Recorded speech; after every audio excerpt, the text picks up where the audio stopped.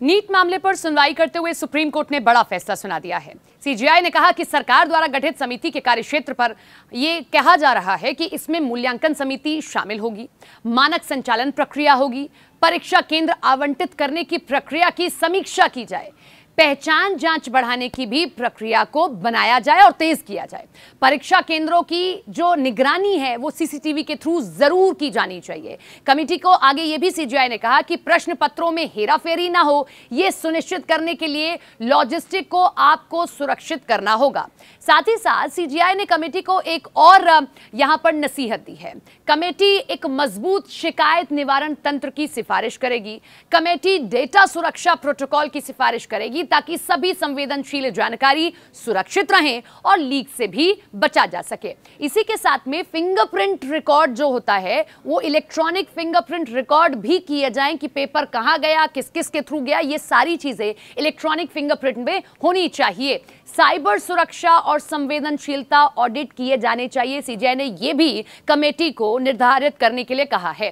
Cyber सुरक्षा जो सबसे बड़ी प्रॉब्लम है उसके लिए कहा गया कि साइबर सुरक्षा उपायों के नवीनतम रुझानों का पालन किया जाना चाहिए। नीति और हितधारक जुड़ाव का ध्यान रखा जाए ताकि एनटीए जो भी मुद्दे उत्पन्न हो रहे हैं उन्हें संभालने में सक्षम हो। दिव्यांगों के लिए भी सीजेआई ने आज जब कमेटी को निर्देश दिए तो उसमें उन्होंने कहा कि दिव्यांगों के लिए जो प्रवेश है उसमें बाधा कम करने के लिए जो उपाय हैं उस पर आप काम करें और समानता है इस तरीके से आपको काम करना चाहिए। इसके साथ ही क्वेश्चन पेपर को परीक्षा केंद्र तक पहुंचाने का जो मामला है यही इस वक्त सवालों के दायरे में था, क्योंकि आपको याद होगा कि हजारीबाग का एक सेंटर था, वहां जब क्वेश्चन पेपर पहुंचा चीजें वहीं से शुरू हुई। क्वेश्चन पेपर की फोटो क्लिक की गई, वो सॉल्वर तक पहुंचाया गया, वहीं से सब कुछ हुआ। तो अब इस पर सीजेआई ये कह रहे हैं कि पेपर को जो है वो ई रिक्शा की बजाय real time electronic lock system के साथ बंद वाहन में भेजे जाने की व्यवस्था पर विचार किया जाना चाहिए। जैसे आप देखते होंगे कि एटीएम में जब पैसा भेजा जाता है कुछ इसी तरीके की सिक्योरिटी होती है, तो आपको जब क्वेश्चन पेपर भेजना है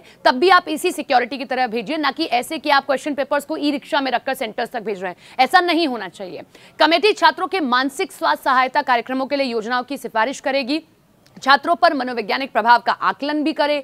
एनटीए सदस्यों, परीक्षकों को कर्मचारियों आदि के प्रशिक्षण की व्यवहार्यता पर विचार करे ताकि सभी परीक्षा की अखंडता को अच्छी तरह से संभालने के लिए सुसज्जित हो। आपको याद होगा कि 23 जुलाई को भी इस पूरे मामले में सुनवाई हुई थी, क्योंकि बहुत सारे बच्चे और खुद विपक्षी बार बार ये कह रहे हैं कि अगर घपला हुआ है तो रीनीट करने में दिक्कत क्या है। तो इस पर सुप्रीम कोर्ट ने 23 जुलाई की सुनवाई में ही साफ कर दिया था कि रीनीट नहीं हो सकता है, और उसका सबसे बड़ा कारण क्योंकि हर सेंटर पर गड़बड़ी नहीं हुई है, 2 सेंटर पर गड़बड़ी पाई गई है, इसीलिए रीनीट नहीं कराया जा सकता। लेकिन आगे चीजें सुधरें इसके लिए हम कमेटी को जरूर दिशा निर्देश दे सकते हैं। सुप्रीम कोर्ट ने अपना काम कर दिया है, लेकिन अब देखना यह है कि एनटीए जिसको एक स्वतंत्र विंग बनाया गया था कि वो काम करे कि कोई भी पेपर लीक ना हो, वो अब कैसे काम कर पाती है। ऐसी खबरों के लिए आप देखते रहिए न्यूज़ 18 इंडिया।